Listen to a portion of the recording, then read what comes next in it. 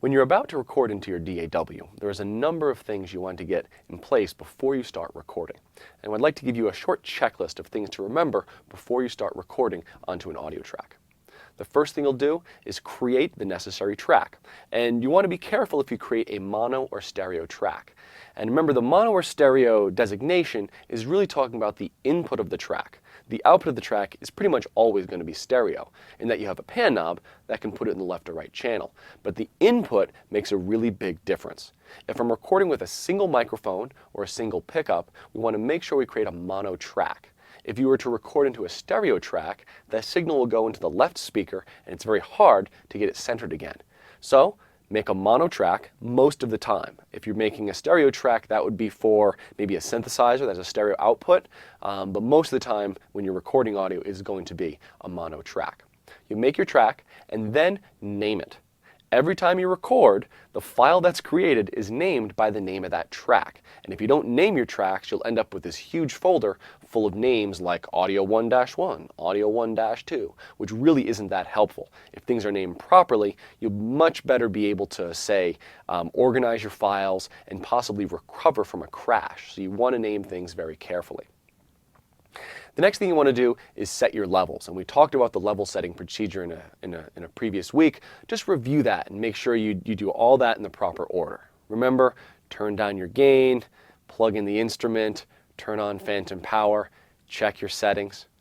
Those are the usual level setting procedure. Then you want to record enable the track, but be careful. When you hit that record enable button, it's going to turn on input monitoring, which means the input of the track will be sent directly to the output right when you hit that button.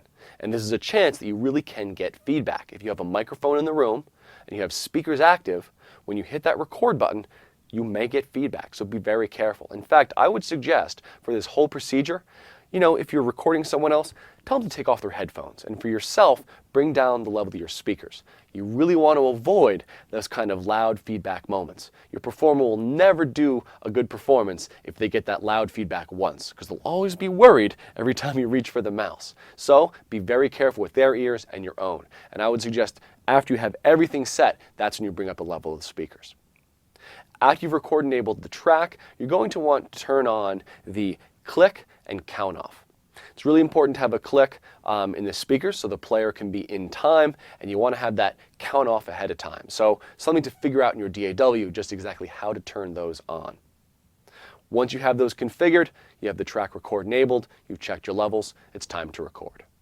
In this example, I'll be recording an electric bass performance along with a MIDI drum groove, and I'll be using this as a way to demonstrate all the things that must be configured before you record and how to make the recording go smoothly. The first thing we want to do is set up the project with the appropriate settings.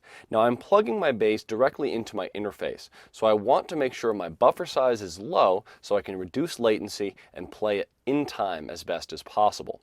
Let's start with the audio preferences. I've chosen my input and output device, and I have a low enough buffer size for kind of in-time recording. I have my bit depth set to 24-bit recording, and I'm also going to check and make sure in the project settings my sample rate is 48K or 48,000 Hertz. Everything looks set up properly there. I'll need a new track to record onto, and I'll be creating a mono audio track since this is a single channel device. It's a single cable plugging the bass into my interface. I'm only recording one channel, so I'll set the format to mono. I've plugged this into the second input of my device, so I'll choose input 2, and I'll create it right now. Now before I hit record, I want to be very aware that as soon as I hit record, the audio from my bass will be going to my speakers. Not a big deal now, but if it was a microphone, something I really want to be aware of. I'll record enable this, and earlier when I had plugged in my bass, I had turned the gain, the input microphone preamp gain, all the way down. I'll play a note of my bass and turn up that microphone preamp gain.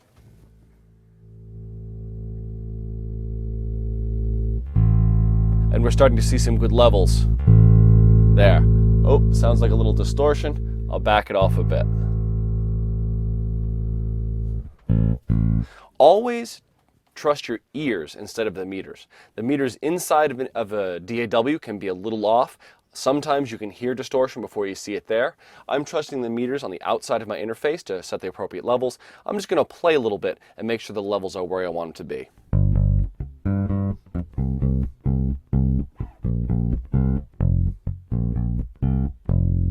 And I'm hitting about 3/4 of the way up on my external meters. I'm kind of in the yellow, which is perfect. It seems like I'm ready to record. I'll make sure my click is on and my track is record enabled. Oh, remember, we always have to name our track first. Double click, I'll call this eBass, and I'm ready to go. That way the audio files that are created when I record will be named well. Let's try it out.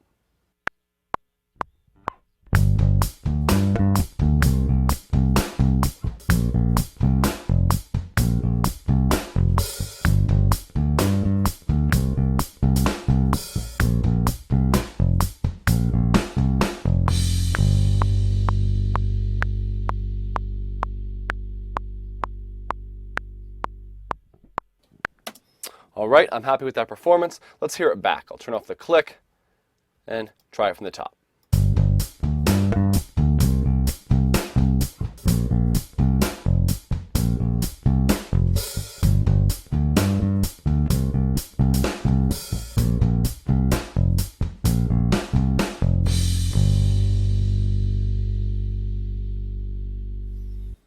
It's pretty good, but there are some slight things in there I don't love. So what I'll do is duplicate the track.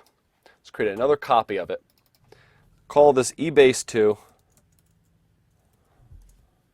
Turn record enable off on that one. On this one, I'll mute this track so we don't hear it, and I'll take another try at this.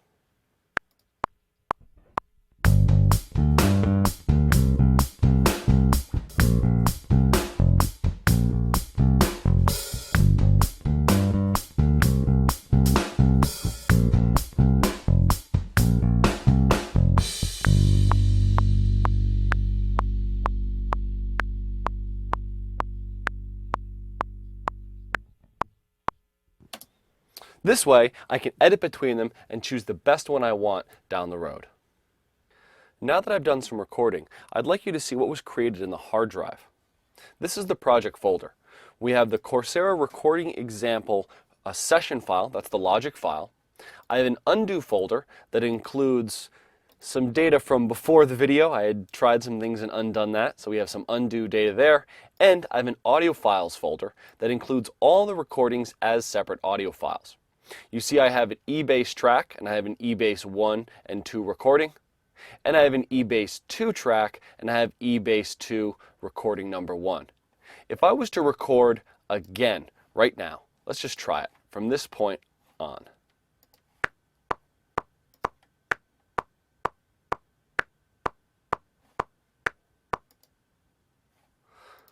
We get another eBass 2 number 2, and we get a recording called eBass 2 number 2 wave file in our hard drive.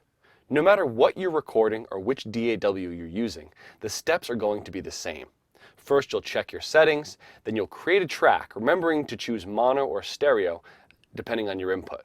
You'll have to name the track, record enable the track, set your levels using the microphone preamp, enable your click and count off, and then hit record. If you don't know how to do those steps in your DAW, I'd like you to take a moment to go to your program and figure it out now. If you're having trouble figuring this out on your own, please go to the forums and ask there. I'm sure there's someone here that has experience enough to help you through setting up recording in your DAW.